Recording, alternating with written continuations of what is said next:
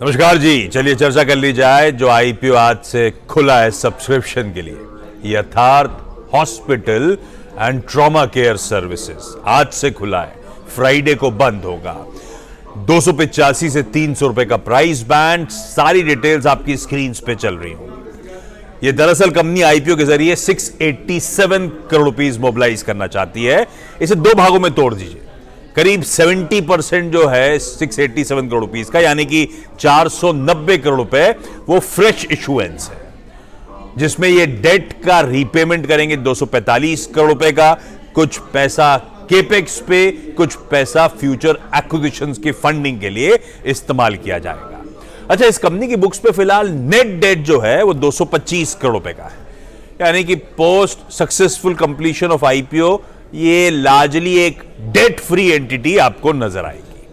अब वो जो पुल पैसा था उसका 30% जो है, यानी कि 197 करोड़ रुपीस, वो ऑफर फॉर सेल है। मौजूदा शेयरधारक यानी कि इस केस में प्रमोटर्स कुछ माल छोड़ रहे हैं। प्रमोटर्स की हिस्सेदारी 91% पे फिलहाल खड़ी हुई है, आईपीओ के बाद 66% पे आ जाएगी और आईपीओ के जरिए कंपनी करीब 2575 करोड़ रुपए का मार्केट कैपिटलाइजेशन टारगेट कर रही है। करती क्या है?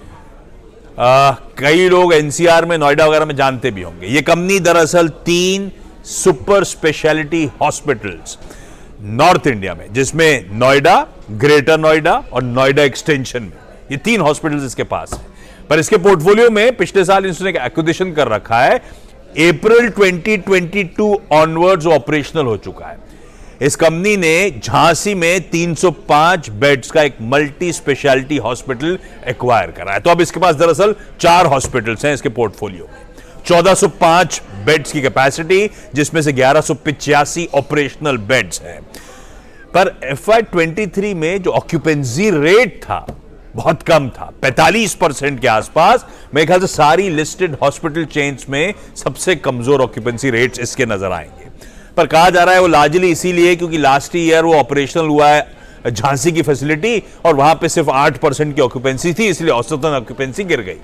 पर मैंने पीछे का भी टटोला है, इससे पहले भी ऑक्यूपेंसी कमजोरी रही है। FY21 में 41%, FY22 में 49%, तो ऑक्यूपेंसीज सब 50% ही रही हैं यथार्थ की ऑफ लेट। अच्छा, इस कंपनी के पास FY23 में 445 डॉक्टर्स और 799 नर्सेस थी। और एक दिक्कत बड़ी है, इस कंपनी का स्टाफ एट्रिशन बहुत हाई है। रेजिडेंट डॉक्टर्स का 46%, नर्सेस का 74% एट्रिशन रेट है। ये एक बड़ा दिक्कत। इस कंपनी के फाइनेंशियल्स रख देता हूं। हॉस्पिटल चेन है, अच्छा, छोटे बेस पे बढ़िया ग्रोथ डिलीवर कर रहे हैं। मिसाल के तौर पे FY22 में आय बढ़ी 75%, FY23 में 30%। बाकी के सारे पैरामीटर्स आपकी स्क्रीन पर हैं। मार्जिन 26% के आसपास। अच्छा, ये अच्छी खबर है, मेंटेन कर रहे हैं 26% के हेल्दी मार्जिन से, डिस्पाइट लो ऑक्यूपेंसी, डिस्पाइट अभी मैं दिखाऊंगा आपको एवरेज रेवेन्यू पर ऑपरेटिंग बेड इनका बहुत मिनिस्क्यूल सा है, उसके बावजूद हेल्दी मार्जिन 26% के। और वो इसीलिए है क्योंकि one of the lowest consumable cost industry में आपको नजर आएगी इसके सारे पीयर्स के मुकाबले। कंपैरिजन रख देता हूं स्क्रीन पे, जितने लिस्टेड पीयर्स हैं सबके नाम स्क्रीन पर आ जाएंगे। ऑक्यूपेंसी दरें, एवरेज रेवेन्यू पर ऑपरेटिंग बेड और मार्जिन, तीनों की तस्वीर आपकी स्क्रीन पर रख दी है। ऑक्यूपेंसी सबसे कमजोर, औसतन दरें जो बेड्स पे कमाते हैं, रेट जो कमाते हैं, सबसे कमजोर इसके नजर आएंगे आपको। हाँ, मार्जिन मैंने मेंशन कर रखा है कि कंज्यूमर की कॉस्ट के चलते मार्जिन एक इकलौता सेविंग ग्रेस है इस केस में।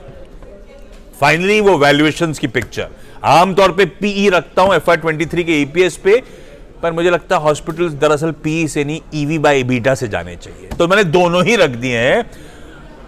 कंफर्ट आएगा ईदर वेज, किसी भी तरह से देखूं वैल्यूएशंस के लिहाज से लग रहा है कुछ छोड़ा है।